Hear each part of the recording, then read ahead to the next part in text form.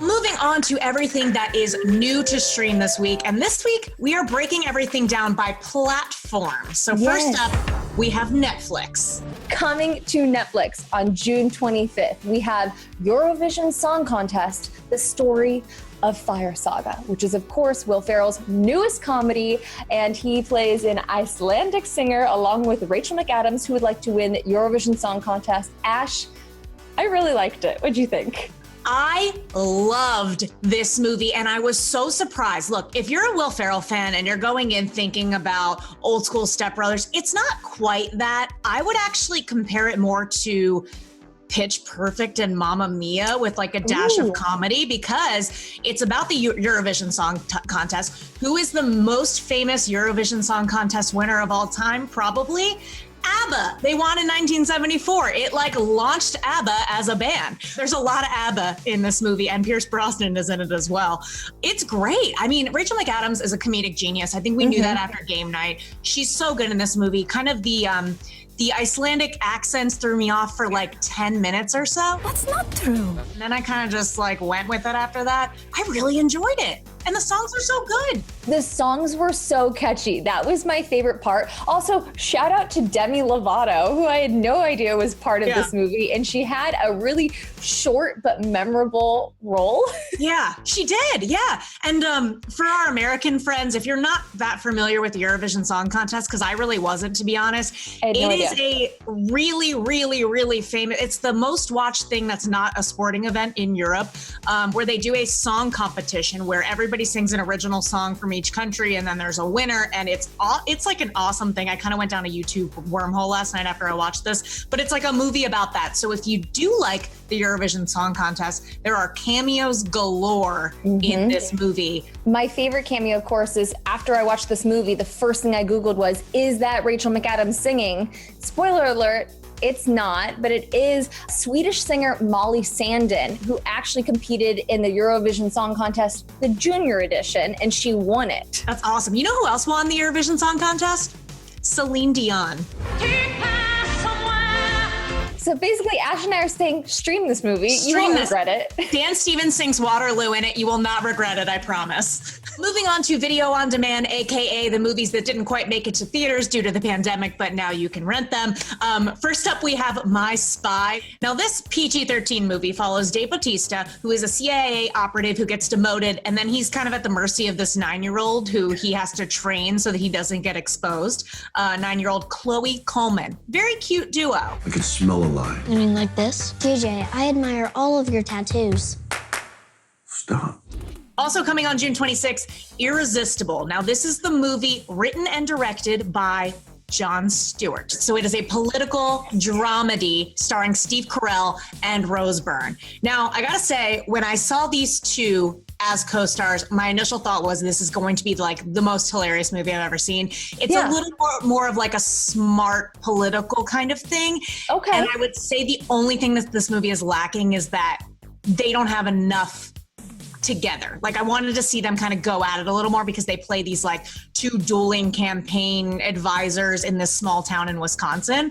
But it's very good. Like, it's very smart. Obviously, Jon Stewart behind it means it's going to be very intellectually stimulating, going to make you think a lot. They touch on some very real things that could happen. So my verdict for that one is definitely stream it. It's very good. Well, and I love the fact that, like, just from you describing the movie, I had a flashback to Parks and Rec when I'm imagining like the campaign trail going on. Yeah. That's what I was thinking of. So is that kind of the vibes that I'm picking up on? It's kind of like that, but I would say like less ridiculous, a little more like rooted in reality versus like a Bobby Newport type of person. Bobby Newport. Bobby Newport. Bobby Newport. Bobby Newport. Bobby Newport. Bobby Newport. Bobby Newport. Newport. Something that you're actually really excited about that I love hearing you talk about is Twilight Zone. Twilight Zone is coming back for season 2, you know, of the new version on CBS All Access on June 25th, today.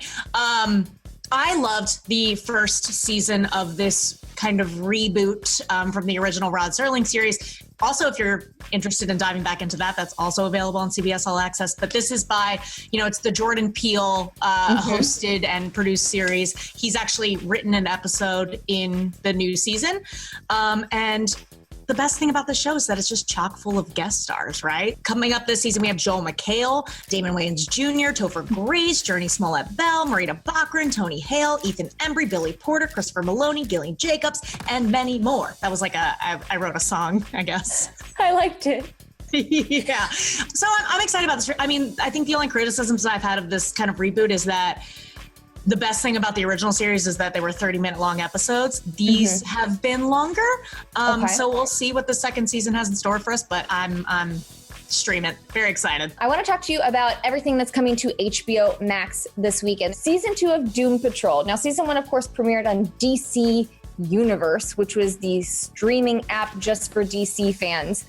HBO Max is just taking it for themselves. But of course, if you've just kind of found yourself wondering, what is Brendan Fraser up to?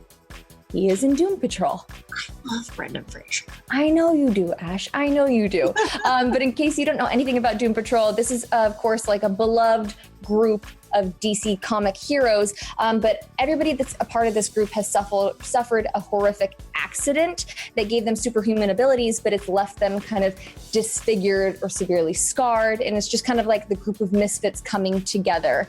I thought it was really fun. So Season 2, definitely something to check out. Search Party, which was formerly TBS, but once again, HBO Max is like mine. Season 3 is premiering on the same day on June 25th. This is, of course, starring Alia Shawkat. It got a lot of critical acclaim on TBS. It's basically Nancy Drew, but extremely funny. Yeah. Which I was not expecting. I binged through the first 2 seasons. I'm very excited about season 3. And then something for all you true crime fans out there. There are so many of them. We have a new 6-part docuseries called All Be Gone in the Dark, and that is coming to HBO on Sunday, June 28th. Now, I am slowly but surely getting into true crime. I'm one of those girls that has like nightmares, so it takes me a little while to dive into things. Oh my gosh, we could get into this. Guys, if you want us to talk about podcasts on here, just like drop some comments. I love true crime. Anyway, keep going.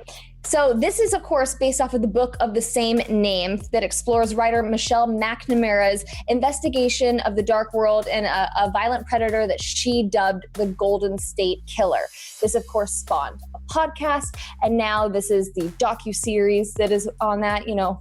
Always starts as a book and then a podcast and then a series and then there's Emmys and then I'm sure there's a movie and it's just kind of one of those things. But if you are a true crime fan, All Be Gone in the Dark is the one for you.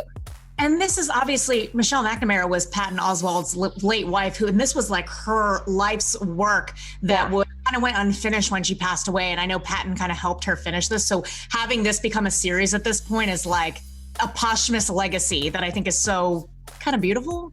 Yeah, definitely. So excited for fans to check that one out. And then over on Disney Plus, something a little different is dropping. It is Into the Unknown, Making of Frozen 2. Now, all 6 episodes, which Disney Plus doesn't usually do this, are dropping on June 26th.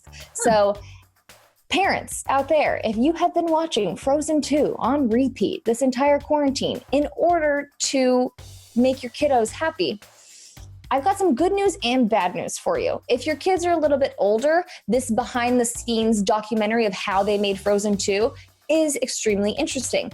But if your kids are a little bit younger, this is not going to cut it for them. You're just going to have to keep watching Frozen 2 because it's a lot of behind the scenes interviews about the year leading up to the debut of Frozen 2. And it's basically just a lot of conversations of, I hope we can make this as good as the first one. Of course, they did. Frozen 2 is the biggest animated feature film of all time. It just casually crushed over $1.4 billion in the office worldwide. No big deal. I would recommend queuing it. Give it a watch yourself. If you're interested, fantastic. But I don't think that your youngins are necessarily going to want to hear this. I wonder if it's like, remember when we were little and we had the VHSs of like Aladdin and stuff, and sometimes at the beginning they would tack on like animation, like behind the scenes stuff. Do you remember that? Is it kind of like that? But and they do have some things like that because I always loved watching Robin Williams like animate the voice of the genie and see that. So they do have that. But if your kid does not want to believe that Kristen Bell is actually Anna, she's not going to find that very exciting. Right. Yeah. But so good for Disney Plus though for giving us a little peek behind the scenes on that. They're constantly giving us stuff. Snaps for that. I will say that Disney Plus is kind of the stream queen of behind the scenes content. Yes, I would agree with that. And they've been kind of a queen through quarantine. Queen. Quarantine. Oh. I gotta resign.